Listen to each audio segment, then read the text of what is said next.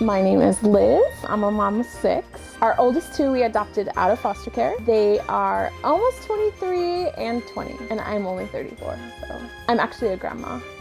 I've been married for 13 years to a lovely man named Jason. We decided to travel. I'm actually a vlogger, so I have my own YouTube channel. I'm pretty big. I have like 2,000 followers, so we thought, hey, how do we get views, right? I mean, we have 6 kids and kids are a lot of work, so we decided not to have any more. So we thought, let's just like move into an RV and travel. That I think will get a ton of views. So that's why we did it. You know what? We're kind of just winging it. That's just my lifestyle. You know, if you watch my videos, like one of the things I say is any good mom would just wing it. And so we're winging it. We don't know how for long. I guess when money runs out. We were thinking about going to Alaska, but we don't know yet because we are newbies at this, and I think we might want to really get our feet wet before we go to another country. We're just like free birds. We're like entrepreneurs, so we'll just like find money as it comes along. We'll become famous, internet famous, and so everybody else will pay just to watch our videos, you know? How do you make money? You know, I think it's a really tacky question actually, and so I'm not going to answer that. My mom always raised me to not talk about finances with people. But I am a motivational speaker, so I do make money off of that. I mean, it's certainly enough to sustain our life. You know, even though I am a businesswoman, I really am so down to earth. I love people, you know, and that's the reason that like I do my videos so people can watch them. When I was a little girl, I just knew I was going to be on Broadway. I was just going to be belting it out and I was going to be famous. So I just knew it. But, you know, like that didn't happen. So internet is the best way to become famous. So that's what we decided to do. I mean, this show is a pretty close second, you know. I mean, somebody's going to see this and they're going to want me on the big screen. I just know it. Fluffy girl. You know, I'm glamorous. I'm a glamorous, fluffy girl. And so it's just bound to happen, really. Tell me a little bit about your family life and how your husband plays a role in that. So I'm a businesswoman. I hustle all day long. I popped out 4 babies. Like that's all I need to do. My work is done and now he can take care of them because, you know. So obviously he takes care of everything else. I don't do laundry. I'm a businesswoman. Sometimes I'm a nice wife. I help him do the house chores. I'll do dishes every once. I'm not gonna do trash or like pick up the kids' garbage, but I'll do dishes. And it is difficult because it is such a small space and you kind of like, you know, knocking elbows with the wall and whatever. Even though my rig is very big, it's not that big. We do homeschool, but I honestly don't know much about it because, again, that's my husband's job and I don't really care what he does. So, like, he can handle it and it's not my responsibility. I'm a businesswoman, so I bring in the money. So I don't really know how well it's going, but I trust him. Oh, yeah. So Brittany and I were like, she's awesome. We met, I think on Instagram. She reached out to me and said, oh, we're like the same person. So we started talking and I figured, you know what? She does this full-timing thing. I can really use her. So I was like, okay, she's been doing this for a bit and she doesn't have a bad following. So yeah, she was probably a good person to become friends with.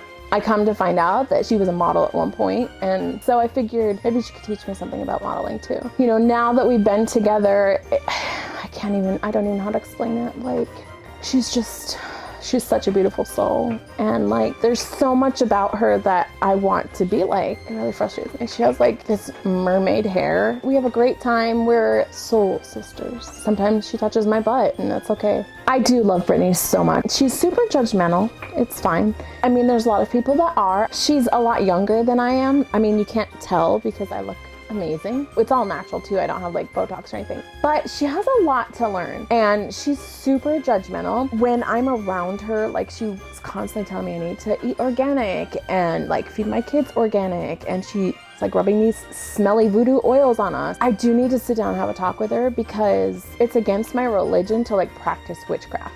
The burning of the oils, the rubbing oils on you, I feel really uncomfortable with that. So we do need to have a serious discussion about that. And honestly, my food tastes good, and so I don't understand why we need to take out dyes or preservatives because they're there for a reason. Plus, who has time to shop and like look at labels? I have better things to do than obsess about what's going inside my body. I look great, and so that's all that matters. She said I was obsessed with her. That's interesting. Okay. Again, I think that has to do with like the maturity factor. Like when you get older, you become like more passionate. Perhaps she's taking my passion for her and it's going to her head or something. I'm not sure, but she's a good person. So I try to give her a little bit of like grace.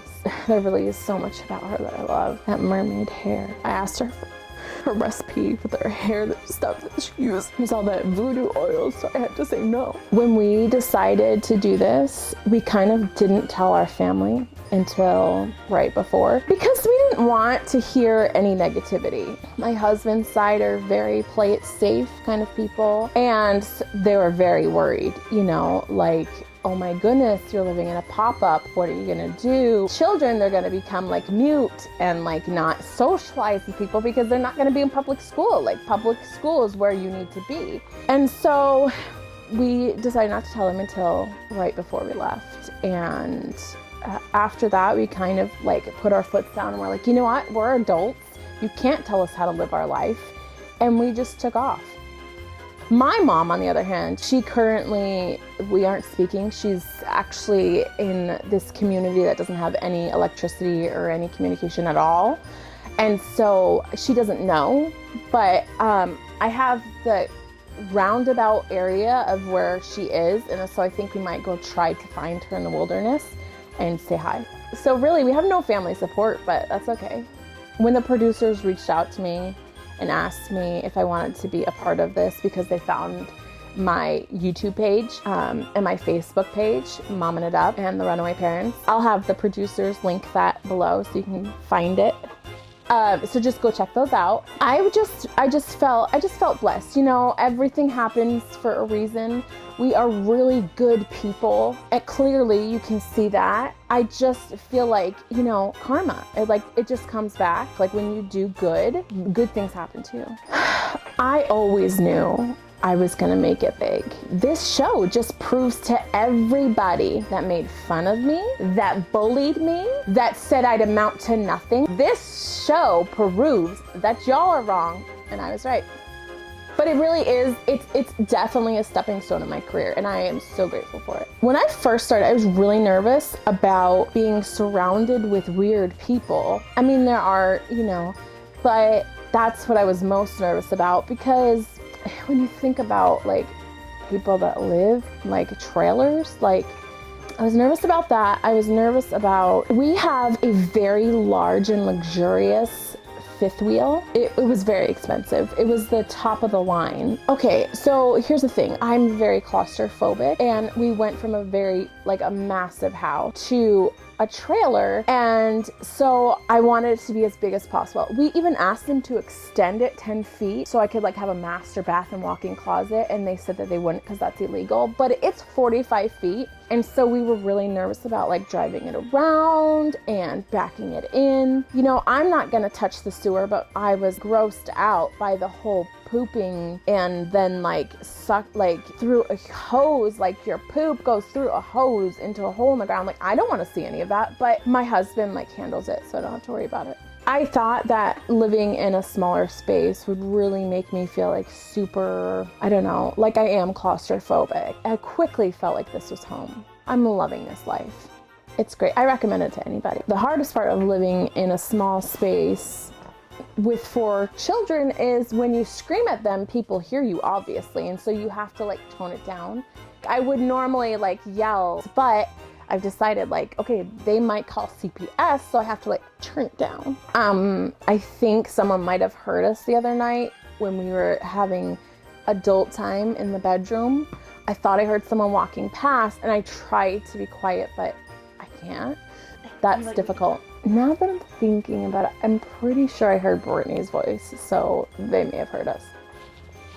We're new to this thing, and so we've only been in this specific park for a little bit of time. My expectations, I've only found one person like this, kind of hippie-ish, and Brittany is that way, but I kind of knew that going into it, and so I was okay with it because she's pretty, so it's fine. People that live in an RV resort probably aren't the most ambitious I feel like a lot of times it's like old retired people that don't want to keep up with their house, or really poor folk. I mean, I'm humble. I accept everybody. I do think we'll fit in. Okay, wrap it up.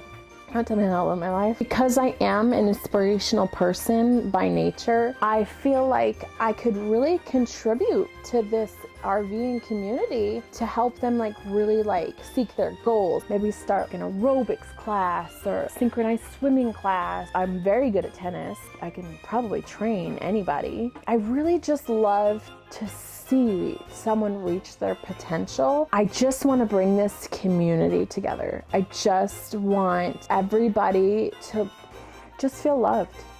I'm very uplifting and inspiring, and I just encourage everybody to live their best life. You know, we only have one. So I think people might like be a little intimidated by us because we're like Hollywood. I'll give you an example. We decided to go over and play tennis, and we walked over there, and I can already tell that they were intimidating me. Clearly, I'm athletic. That was another calling I missed. I understand the intimidation. I mean, I would be intimidated if I was somebody else too. So, but this is such a great opportunity, and I appreciate you guys you guys have been great to work with. I appreciate you. You're welcome. Anything else? Okay.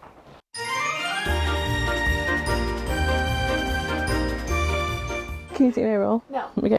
I held it together for a tiny bit. Okay. I love people, you know, and that's the reason that like I do my videos. So sorry.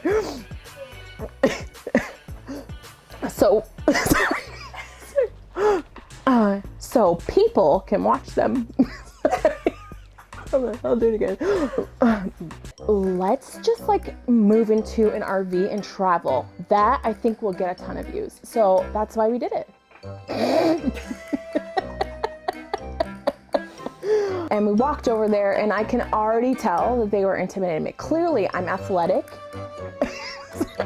They might call CPS, so I have to like turn it down. I had a dream a couple nights ago that Brittany and I decided to run away together, and I woke up sad because I know it's not going to happen because, you know, we're married to men, so. Where did that just go?